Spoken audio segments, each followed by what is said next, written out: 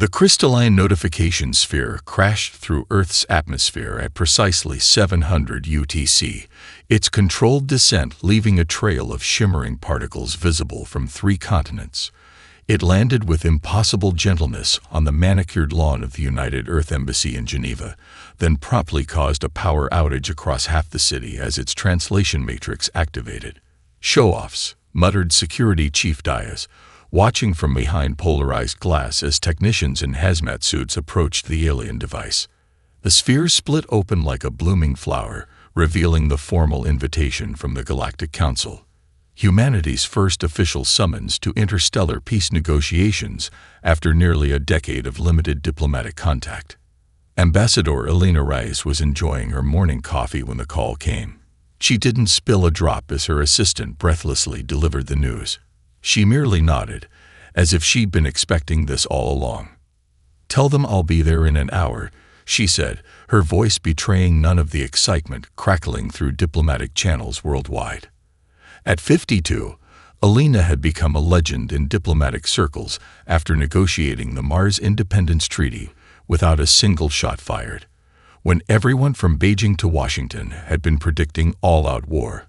Those who knew her reputation understood why the Secretary General had personally requested her for this assignment. Elena was known for psychological tactics that bordered on predatory when protecting human interests.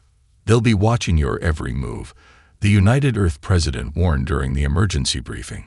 The holographic profiles of 17 council species rotated slowly above the conference table, each alien form more bizarre than the last. Their message practically drips with condescension. "They see us as children," Elena observed, studying the subtle stress markers in the Vectari ambassador's mandible movements during the formal invitation recording. "Primitive, emotional, unpredictable." "And what will you do to correct that impression?" asked the president. Elena's smile never reached her eyes. "Nothing. Let them underestimate us. It's the best advantage we could hope for."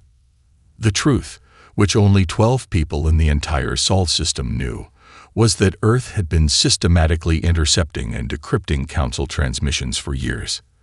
The intelligence operation, codenamed Hidden Aegis, had given humanity unprecedented insight into the Council's internal politics and true intentions toward emerging spacefaring species. 3 days later, Elena boarded the diplomatic vessel Athena's Wisdom, a sleek ship that concealed military-grade defensive systems beneath its elegant exterior.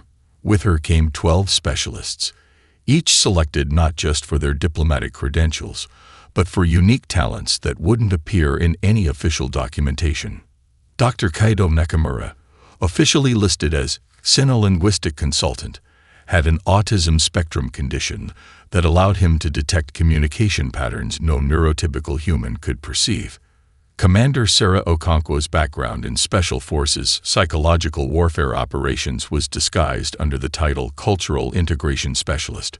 Former World Poker champion Ricardo Mendez, now a game theorist, joined as negotiation strategist. As Earth grew smaller in the viewports, Elena gathered her team. "They've written a script for us," she said. "Grateful primitives, awed by their magnanimity, willing to accept whatever scraps they offer." "And what will we do instead?" asked Dr. Nakamura. Elena's smile was razor-sharp, something they'll never forget. The Grand Council chamber resembled an amphitheater designed by a mathematician with a twisted sense of humor. Curved surfaces bent light in ways that disoriented human depth perception. The human delegation was seated at the lowest tier, physically below all others in a spatial hierarchy not lost on Elena. "Subtle," she whispered to Dr. Nakamura. The proceedings began with 12 hours of ceremonial speeches. Each council race recounted their technological achievements with precise chronologies, meant to emphasize humanity's late arrival to the galactic community. When Earth's 15-minute slot arrived, Elena used only 5 minutes, causing visible confusion across alien faces accustomed to species eager to prove their worthiness. "Brevity," she explained with a diplomatic smile, "is another human tradition."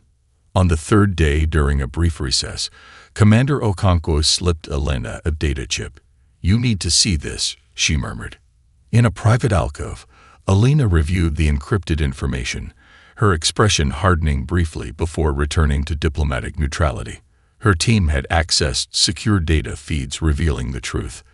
These peace talks were actually about dividing resource-rich systems along the galactic rim, including several near-Earth sectors.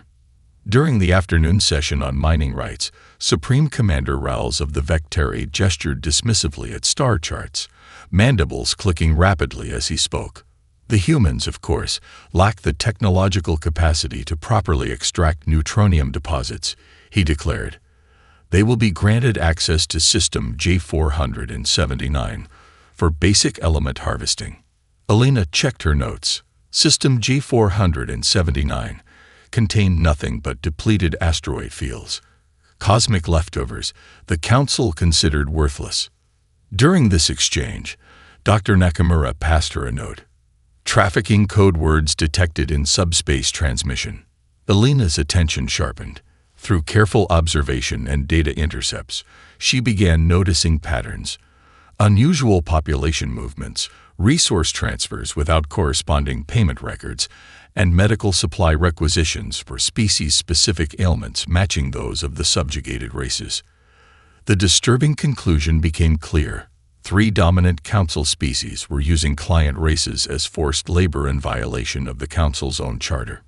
Rather than exposing this immediately, Alina began systematically collecting evidence.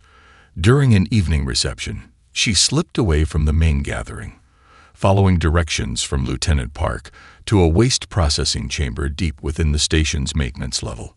There, hunched over control panels, worked a gray-skinned being from a species that ran the station's life support systems but had no Council representation.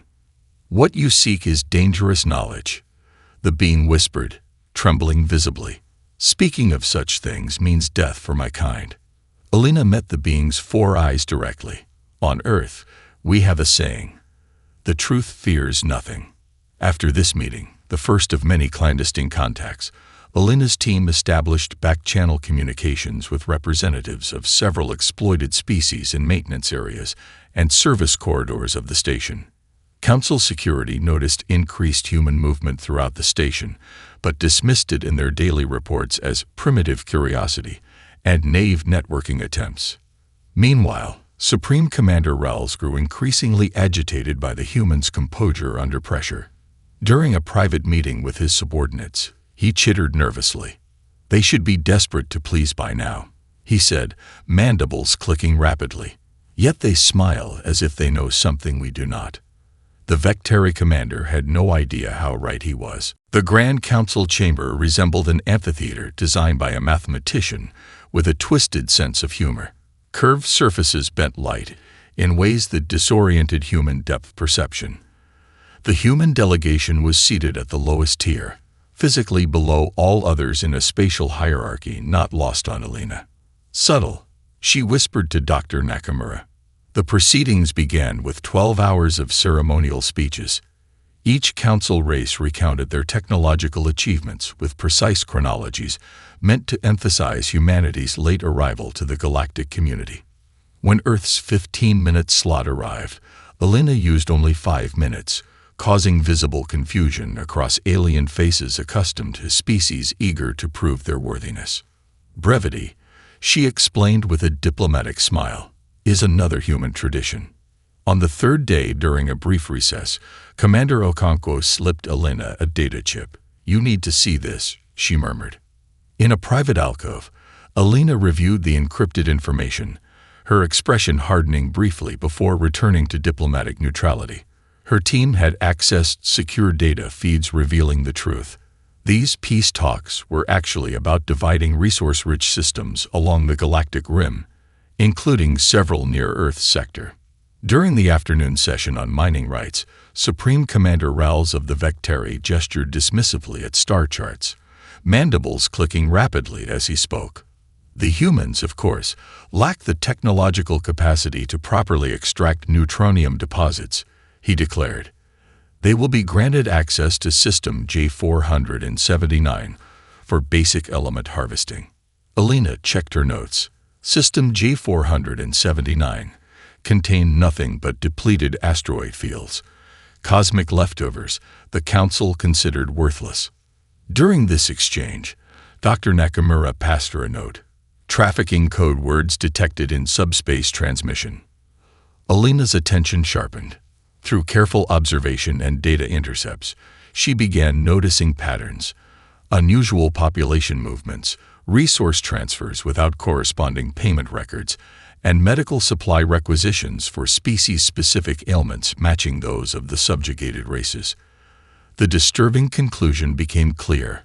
3 dominant Council species were using client races as forced labor in violation of the Council's own charter. Rather than exposing this immediately, Alina began systematically collecting evidence. During an evening reception, she slipped away from the main gathering, following directions from Lieutenant Park to a waste processing chamber deep within the station's maintenance level. There, hunched over control panels, worked a gray-skinned being from a species that ran the station's life support systems, but had no Council representation. "What you seek is dangerous knowledge," the being whispered, trembling visibly.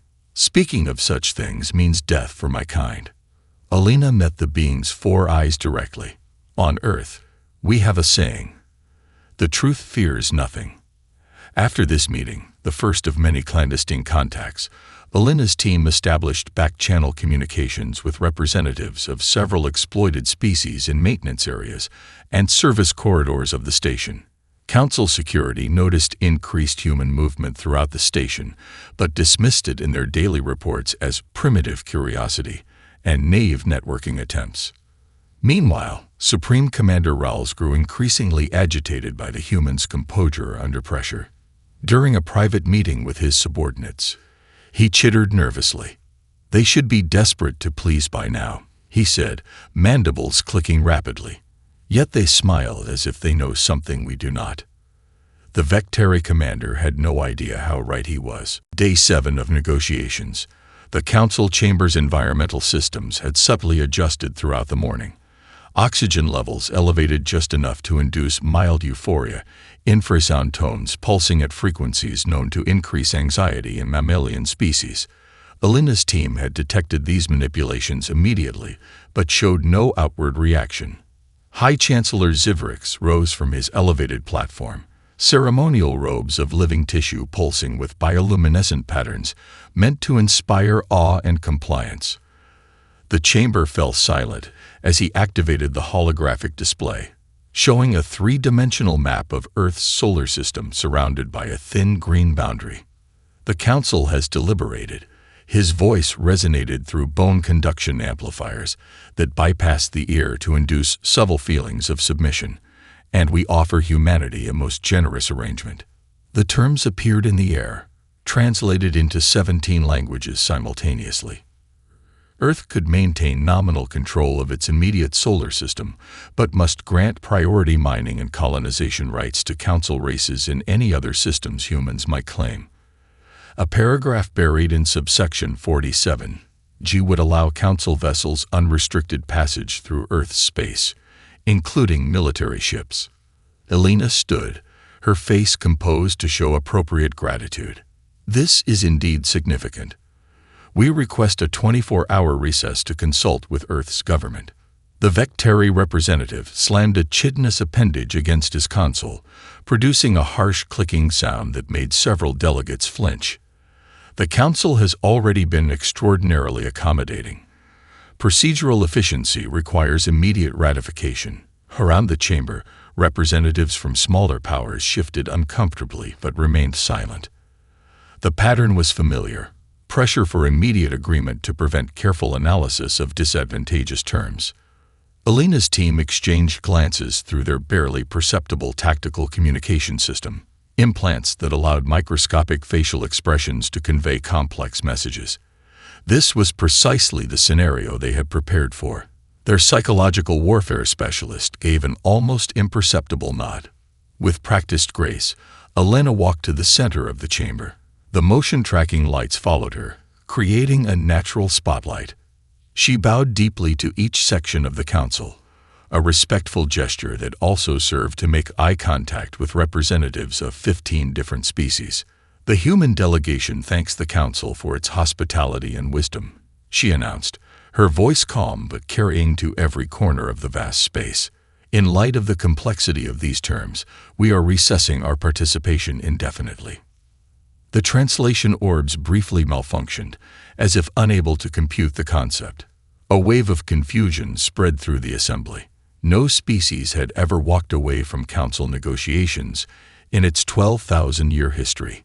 The ancient Xulanthian elder, Volath, floated forward, the patterns beneath his translucent skin pulsing with powerful psychic energy. His 17 eyes focused on Alina as he attempted to project a compulsion field, a telepathic technique that had resolved countless diplomatic impasses by making recipients desperate to please. Alina smiled directly at him, unaffected. One by one, each human delegate turned to face Volath with the same knowing smile. The Xulanthian physically recoiled, his levitation faltering for a moment. "Impossible," he whispered, the word escaping before diplomatic protocol could contain it. As the humans exited the chamber in perfect formation, the council fell into chaos behind them. The last thing Alina heard before the massive doors closed was High Chancellor Zidrix's roar for order being completely ignored. Emergency translation systems struggled to keep pace as the council chamber dissolved into 17 different species, all shouting in their native tongues. The Vectari military delegation slammed their ceremonial staffs against the floor, the impacts sending vibrations through the entire chamber. "They must be made an example of." Supreme Commander Rawls's mandibles clicked with such rapidity that his venom sacs visibly swelled at his throat. "Their homeworld should be quarantined until they accept our generous terms." The normally placid Kulorian delegation, whose gas-filled bodies drifted near the chamber ceiling, pulsed alarming shades of orange. The humans displayed unexpected mental resilience. "Military action seems premature." High Chancellor Zivrik struggled to restore order, his pheromonal glands releasing calming agents that most species had evolved to respond to. "This is merely a negotiation tactic. We must not overreact to primitive posturing." Meanwhile, in an apparent show of compliance, the human diplomatic vessel Athena's Wisdom began preparations for departure. Exterior lights dimming, docking clamps disengaging. Station security reported the human delegation returning to their ship. It was a carefully orchestrated deception. While their ship remained docked in a holding pattern, Alina's team had actually relocated to private quarters in the station's commercial sector, using credentials purchased through 3 layers of intermediaries. From a modest suite designed for methane-breathing merchants, they continued their real work. The room's noxious atmosphere served as perfect cover since no council security would expect oxygen breathers to willingly occupy such quarters. Simple atmospheric converter units allowed the humans to breathe comfortably while remaining hidden from official scrutiny. "Probability analysis complete," reported Ricardo Mendez, the poker champion turned game theorist, as holographic simulations flickered around him. 87% chance the council follows precedent and forms a sanctioning committee. 12% chance of immediate military posturing. Alina nodded, and the remaining 1%. "They actually respect our move and offer better terms," he replied with a wry smile. Their communications expert was broadcasting encrypted messages through commercial channels that bypassed council monitoring. The encoding used mathematical principles unique to human cognition, variations on visual puzzles that alien minds processed differently. Within 12 hours, representatives from 5 of the less powerful species secretly approached their location. The Centaxian ambassador's crystalline exoskeleton vibrated with nervous energy as he entered.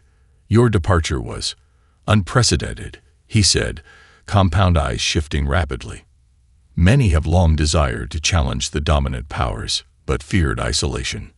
Alina activated a holographic projector displaying evidence of the labor violations, mining operations where protected species worked in conditions that violated the Council's founding charter. The representatives exchanged glances, their alienness momentarily unified by recognizable outrage. "What do you propose?" asked the Nith ambassador, whose species had been forced into unfavorable treaties 3 centuries earlier. A new beginning, Alina replied. Equal standing. Mutual defense. Back on Earth, Alina's encrypted report arrived at United Earth Defense Command. Within 6 hours, the human fleet mobilized, not for war, but for a carefully calibrated show of force. 37 vessels deployed to evacuate scientific outposts in contested regions while maintaining strict weapons code protocols. At Harmonium Station, the Council's long-range sensors detected this movement. In the high chamber, the tactical display showed human ships moving with precision that the Council's intelligence reports claimed was beyond their capability. Their positioning for aggressive action. The Vectari commander pounded his chitinous fist against the display. The true panic had only begun. For 3 days, the Council attempted to project confidence while internally calculating how to respond to the human withdrawal. Emergency sessions ran continuously, with species that normally required different atmospheric conditions uncomfortably sharing the same space for extended periods. Our intelligence indicates the humans have limited interstellar capabilities, insisted a Vectari strategist, displaying outdated assessments. They cannot sustain operations beyond their immediate stellar neighborhood.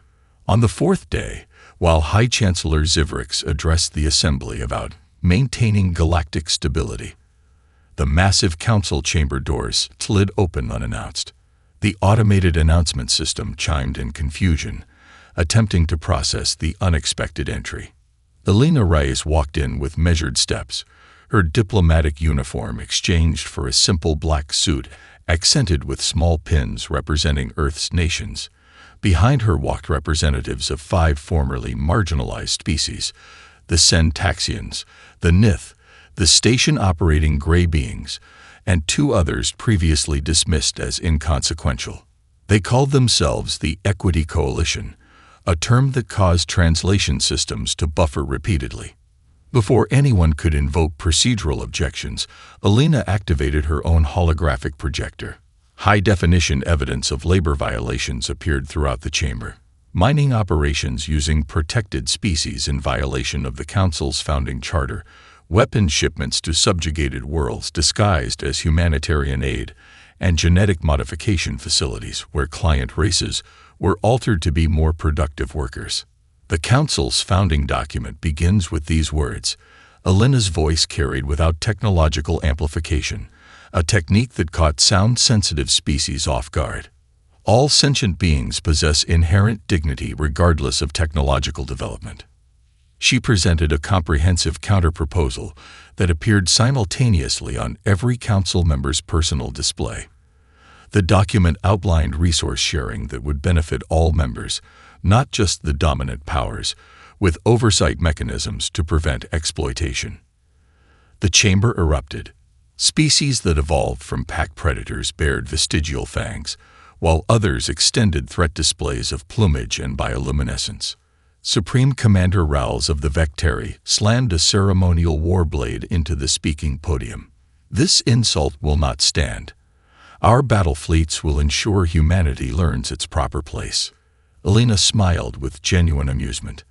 Are you referring to the 3 Vectari stealth dreadnoughts currently positioned in the Kuiper Belt region of our solar system? Vessels with hull designations VK-970, VK-971, and VK-972. The chamber fell silent. Even Rowls's mandibles froze mid-click. Those ships are currently experiencing navigation system failures, Alina continued casually. Nothing dangerous. Your crews are safe. They simply cannot engage their weapons or propulsion systems until certain authentication codes are reset. We've taken the liberty of transmitting the necessary procedure to your military command. The Vectari commander's exoskeleton paled from deep crimson to dusty orange, a sign of extreme distress in his species. That's impossible, whispered a council adjutant loud enough to be heard. Those ships were deployed under protocols even we weren't informed about. The ancient Xulanthian elder Volath, who had observed 17 species rise to council status over his long lifetime, floated down from his elevated position to hover at human eye level with Alina. In 12,000 years, his harmonic voice resonated. No species has so thoroughly disrupted council procedure. His inner membranes, visible through his translucent skin, shifted to a pattern that expressed profound respect. Perhaps it is time for disruption. With this declaration, Voloth formally broke ranks with the traditional powers, sending shockwaves through the galactic order. The Grand Council chamber had been reconfigured overnight. The tiered seating that physically represented hierarchy was replaced with a circular arrangement where all delegates sat at the same level, a change Alina had quietly suggested to the station's maintenance species, who implemented it with surprising enthusiasm. The Council's ruling powers arrived to find their raised platforms gone. The Vectari delegation chittered in outrage. The Drachnar representatives' dorsal spines flared in agitation. But with Voloth's unexpected support for the humans and 5 lesser powers aligned with them, procedural objections were overruled. Real negotiations finally began. The atmosphere crackled with tension as species that had held power since before humans mastered fire now faced them as equals. Environmental systems struggled to accommodate the intense electromagnetic outputs of agitated energy-based lifeforms. The Drachnar ambassador attempted to introduce deliberately complex legal terminology designed to create loopholes. Alina responded by reciting the clause's 17 subsections from memory and identifying each hidden implication. On Earth, she explained to the astonished gathering, "We invented an entire profession dedicated to finding such ambiguities. We call them lawyers." During a recess, Supreme Commander Rals approached Alina, mandibles clicking more slowly in what humans had learned indicated grudging respect. "Our analysts cannot determine how you compromised our stealth technology," he said. "It was believed undetectable by primitive."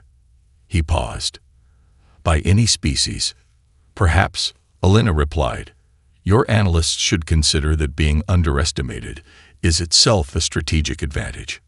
When negotiations resumed, the human delegation's xenotechnology expert stepped forward with a demonstration that silenced even the most skeptical council members. On a central platform, she activated a device that created a localized bubble of distorted spacitime. "This is a phase shift detection and neutralization field," she explained as she invited inspection. "It renders the Vectari's most feared weapons, the ones you've used to intimidate smaller powers for centuries, completely inert." She offered to share this technology with all peaceful council races, not as a threat, but as a balancing measure. The Vectari delegation withdrew for emergency consultations while the chamber buzzed with implications. In private sessions that followed, Alina met individually with 23 species, rather than employing the traditional council approach of offering different terms to different powers. She presented identical agreements to all. "We seek partners, not vassals," she told the aquatic Merkresh delegation, who had been denied mining rights for generations despite their expertise in underwater resource extraction. "Your contribution should be valued by what you bring, not by when your ancestors first achieved spaceflight." This merit-based approach attracted more species to the Equity Coalition daily. The Quilorians, who controlled crucial helium-3 processing facilities, joined after centuries of neutrality.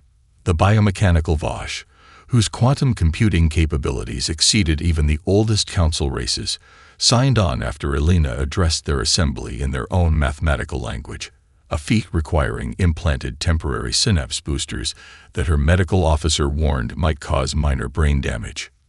"Worth it," Alina replied before delivering a 40-minute address in pure mathematical constructs that earned the Vosh's permanent alliance. The council's structure began to fundamentally transform. Species that had held power through intimidation and historical precedent found themselves increasingly isolated. "Your approach is unexpected," admitted Supreme Commander Rals privately to Alina after a particularly productive session. "We had classified humans as conquest-oriented predators who would simply attempt to replace us at the top of the hierarchy." "That," Alina replied with a smile, "would have been too predictable." Exactly 1 month after the humans first walked out, The Great Hall of Harmonium Station transformed for a historic occasion. The signing ceremony of the new Galactic Accord attracted dignitaries from 97 worlds. Holographic observers from thousands more systems watched as centuries of power imbalance were formally restructured. The massive document, displayed on a quantum crystal table that showed different sections to different viewers based on their visual spectrum, established fair resource allocation, enforced labor rights for all sentient species, and created a rotating leadership structure that gave equal voice to all member species regardless of technological development stage. Elena, looking exhausted but triumphant after weeks of intensive negotiation, placed her hand on the authentication panel alongside representatives from 28 species, including former galactic powers and previously marginalized races alike. The humans insisted on physical signatures alongside quantum authentication, explained a commentator on the Galactic feed. They called it adding the human touch. As a gesture of good faith following the signing, the human medical officer stepped forward with data crystals containing advancements in regenerative medicine, technology that several council races have been struggling to develop for their aging populations. The crystals were distributed equally to all signatories, not just to powerful allies. In the final chamber session, the vast room fell into profound silence as Elder Volath addressed the assembly. I have observed 17 species achieve spaceflight and join our ranks. His harmonic voice resonated through the chamber. Yet none have transformed us as humanity has in a single month. His translucent body pulsed with patterns that expressed profound philosophical realization. Their greatest strength was not their technology, nor even their strategy, but their perspective as newcomers who questioned traditions the rest of us had accepted for millennia. They saw clearly what we have forgotten to see. The formal declaration granted Earth full council membership with substantial development rights in its sector, terms far exceeding what humans might have achieved through traditional compliance. The station's environmental systems released celebratory pheromones, compatible with most species' biochemistry, creating a shared moment of satisfaction that transcended biological differences. As Ambassador Rice prepared for departure, her communications officer appeared with an overwhelmed expression. We've received invitations from 34 worlds who wish to establish direct diplomatic relations with humanity, she reported. And the Galactic Academy of Diplomatic Arts has requested you deliver their commencement address next cycle. Elena smiled as she watched representatives of formerly hostile species engaged in animated discussion with her team members. Schedule as many as we can accommodate, she replied. This is just the beginning. In the diplomatic archives of a dozen formerly dominant species, new analytical programs ran day and night, studying human negotiation patterns and social dynamics. The species that had once dismissed humans as primitive now dedicated vast resources to understanding how walking away from peace talks had somehow created a more lasting peace than 1,000 years of traditional council negotiations. As the human diplomatic vessel broke orbit, a message arrived from the United Earth President. The Council wanted a primitive species they could control. They found humanity instead. Elena watched through the viewport as Harmonium Station, now being rapidly redesigned with input from previously ignored species, grew smaller in the distance. Sometimes, she said to her team, the best way to join the game is to flip the table.